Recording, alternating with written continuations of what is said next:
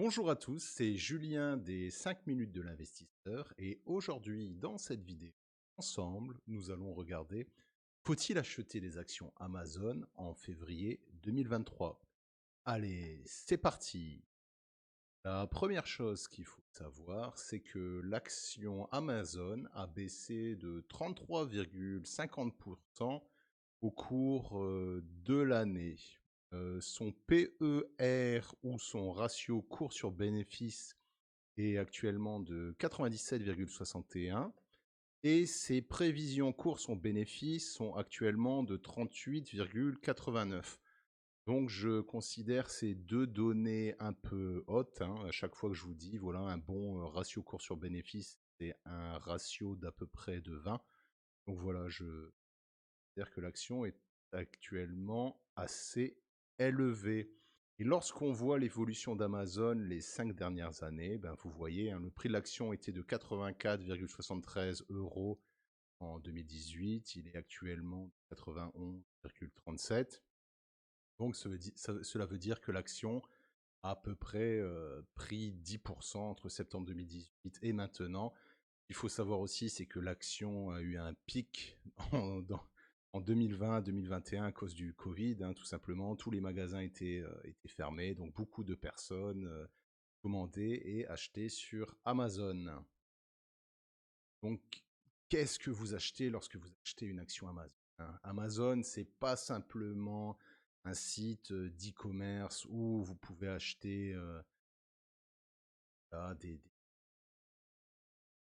produits de la vie tous les jours, hein. C'est Amazon, c'est aussi Amazon Web Services, hein. Donc, c'est un fournisseur de cloud, un fournisseur d'email, un fournisseur de gestion de stockage.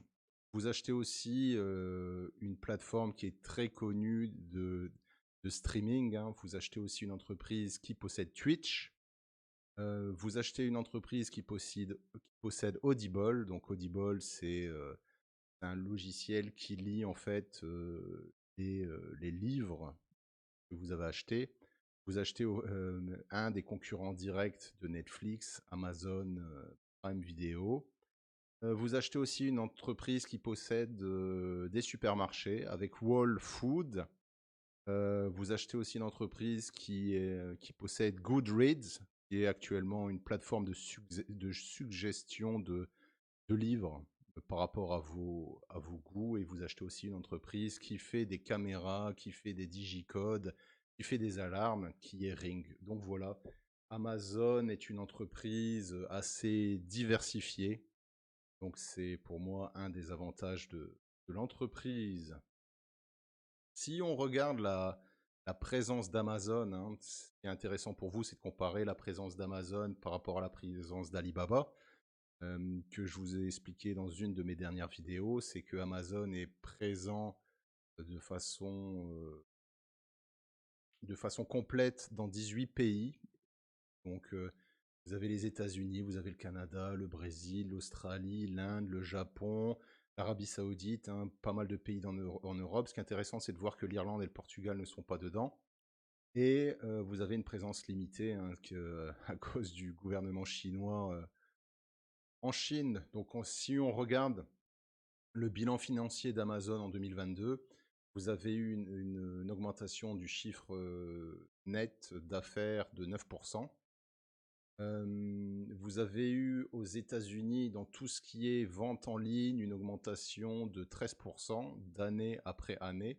À l'international, vous avez eu une baisse de 8% du chiffre d'affaires, mais si on considère le ratio dollar-euro ou dollar-devise étrangère, vous avez une augmentation de 4%. Et Amazon Web Services a actuellement fait une augmentation de 29% année après année. Donc voilà, d'autres informations très importantes, hein, c'est si vous voyez l'estimation des évolutions du nombre de Amazon Prime utilisateurs aux États-Unis. Donc on est actuellement à un chiffre qui dépasse les 150 millions et on devrait être autour de 160 millions en 2025.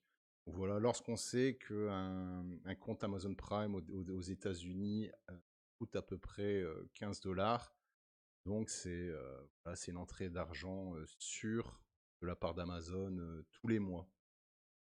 Un élément aussi très important, c'est que voilà, Jeff Bezos a quitté ses fonctions de responsable d'Amazon. Il a été remplacé par Andrew Jassy, qui était l'ancien responsable de Amazon Web Services.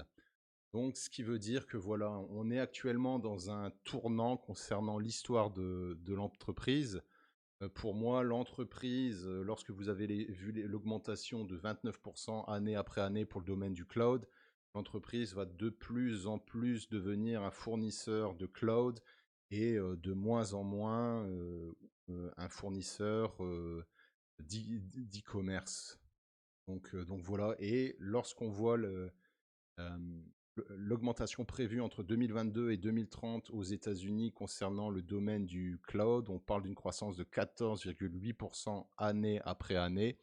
Et il faut savoir que Amazon possède actuellement 34% du gâteau concernant ce domaine.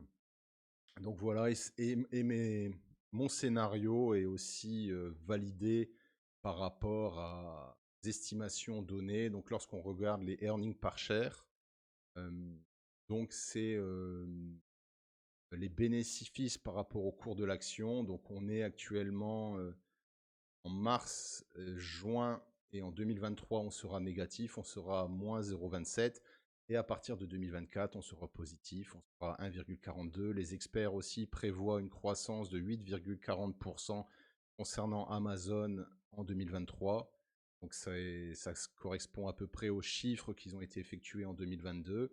Et on aura une croissance de 12,30% en 2024. Voilà, c'est les informations que vous devez savoir concernant Amazon. Donc maintenant, la question qu'il faut se poser, vous allez me poser, c'est bon, Julien, est-ce que je dois acheter cette action? Bah, pour moi, hein, c'est ce que je vous ai dit, le PER est trop élevé, il est de 97,61. Lorsqu'on voit la comparaison avec Microsoft, qui aussi se tourne de plus en plus dans le domaine du cloud, Microsoft a actuellement un PER de 29,73. Le forward PE est pour moi OK pour entrer sur le marché, hein, est de 38,89 et celui de Microsoft est de 28,57. Donc moi, ma position concernant Amazon, lorsqu'on voit le très très long terme, c'est une entreprise avec un potentiel de croissance de 10% par an les 10 prochaines années. Donc voilà, vous avez la possibilité de faire une croissance de 10% jusqu'en 2030, hein, lorsqu'on voit les chiffres. Actuellement, le prix de l'action est pour moi trop élevé lorsqu'on voit son PER. S'il y a des points d'entrée plus intéressants en 2023, j'achèterai cette action.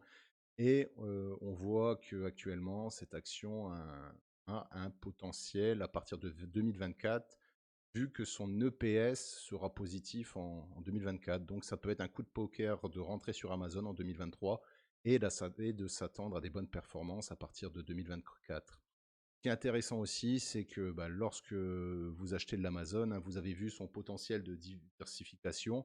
Donc c'est un point très intéressant lorsque vous achetez cette entreprise. Et vous avez vu aussi le domaine du cloud devrait tripler, quadrupler les prochaines années jusque 2030. Donc voilà, c'est mon analyse concernant Amazon. N'oubliez pas qu'une action doit avoir ou doit faire normalement un maximum de 10% de votre portefeuille pour limiter les risques. Et n'oubliez pas, comme toujours, hein, je fais cette vidéo au nom du divertissement uniquement. Ce ne sont pas des conseils pour investir. Faites votre propre analyse. Et lorsque vous investissez en bourse, hein, vous avez un risque de perte totale de votre capital. Donc voilà, c'était Julien des 5 minutes de l'investisseur. N'hésitez pas à liker cette vidéo si vous l'avez aimée. N'hésitez pas aussi à mettre dans les commentaires, vous, de votre côté, est-ce que vous allez acheter des actions Amazon en 2023 ou non? Vous préférez investir sur Tesla, vous préférez investir sur Alibaba? Donc donnez-moi votre avis dans les commentaires. Merci beaucoup d'avoir suivi cette vidéo jusque la fin et je vous dis à très bientôt. Ciao!